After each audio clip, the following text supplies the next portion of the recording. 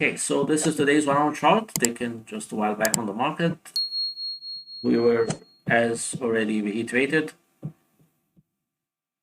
we expect that wave 4A is finished, right? This market is going to be doing a 4B, and that 4B can actually terminate here at that point if 4A was going to extend lower into a 4C.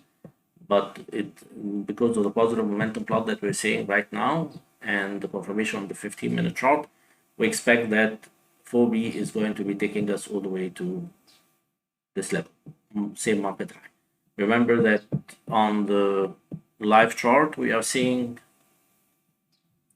we're back to positive momentum on the 1 hour chart. So let's just take a look at the bounce and understand why you would want to have entered at that point. All right, so we did actually reiterate earlier that a correction 4A, this is that correction here 4A, should bounce in the vicinity of a level 3. This is the level 3. It's really at the neckline, that big mega neckline that we keep seeing on the weekly chart.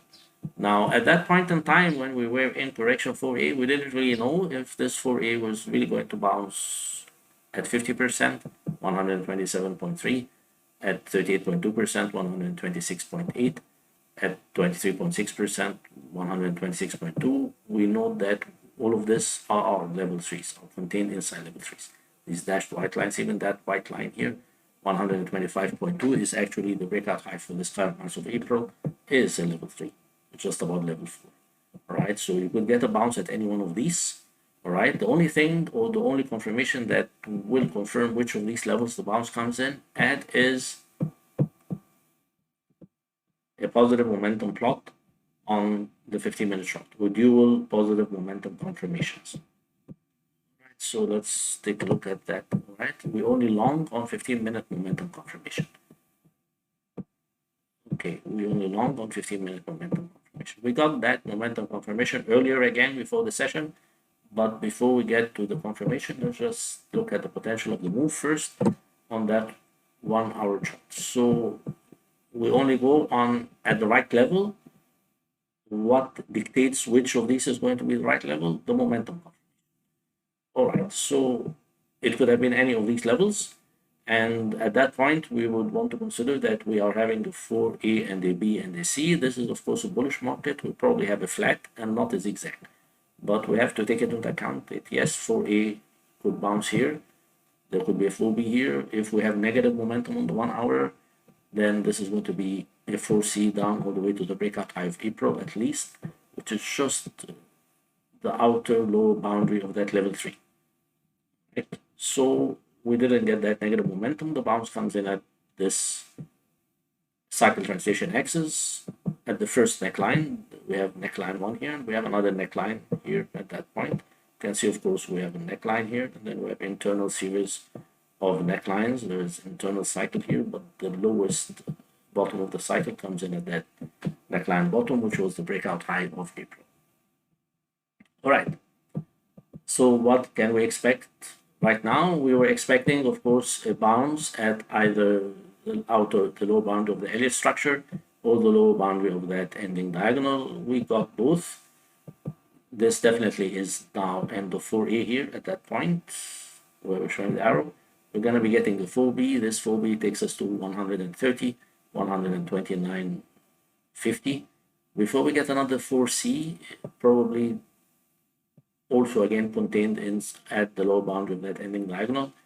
That 4C, if you have negative momentum, can take you to, of course, 50% or 38.2%. At that point, there's another bounce, probably because of the bullish market and the feed, the fundamental feed out of the coming rise in interest rates. Would expect the next coming bounce on 4C, sorry, at 128.5, maybe just 127.8 or 128, and then we'll move on to wave 5. Wave 5 takes you to 131.97 at least, or 132. Okay, so this is still way off. Let's just focus on the actual trades. We expect, we were also today, we are reminded that this is the valid bounce, because if this is going to be an internal wave actually 4 in higher degree correction. The last time we had an internal wave 4 bounced right at the 0 level. Here we are probably getting the same bounce if we have long, or we only go long on the 15-minute momentum confirmation. So we would be looking at the right level momentum wise on the 1 hour chart, and we did get that 15-minute confirmation earlier today. Okay, so this is now the 15-minute chart. Remember, this is no longer a cycle 3 trend, it's a cycle 5. So we have blocked out the cycle 3. In a cycle 5, you don't always have the same volatility as a cycle 3. It is possible to have the 1 hour and the 4 hours always positive momentum wise, but sometimes that is not the case. So you cannot expect to implement the same strategy of buying at pivot levels. Okay, so today was the first day of the United States dollar against the yen being the cycle 5, and this broke the pivot level, bounced at S1. We were looking at that correction now. We know this is 4A, and we're expecting here a 4B. That 4B did the 1, 2, 3, and that C did the 1, 2, 3. This is the end of that 4A. So internally here, we had an L structure, 1, 2. There was a trigger. There's an internal 123, meaning there was going to be an extension into 4C, but the market moved higher, broke above this dashed white line. This is when we have our confirmation. We know that this is the end of that 4A. The market is moving on to 4B. We now have a fixed confirmation. This is what all this leads to. If you're going to be trading and forgetting all about the technicals, the market is a buy right now going into the weekend with a stop at 127.7. This is what this is all about.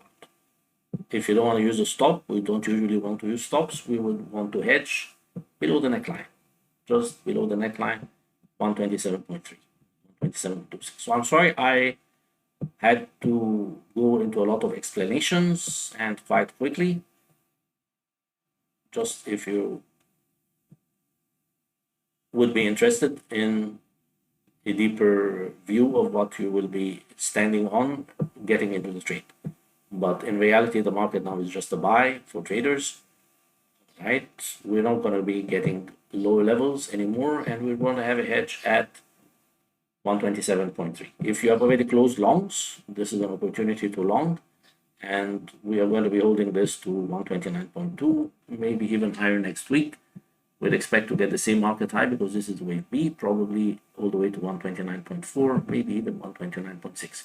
Wave B in a vibrant bullish market is usually higher than level 3.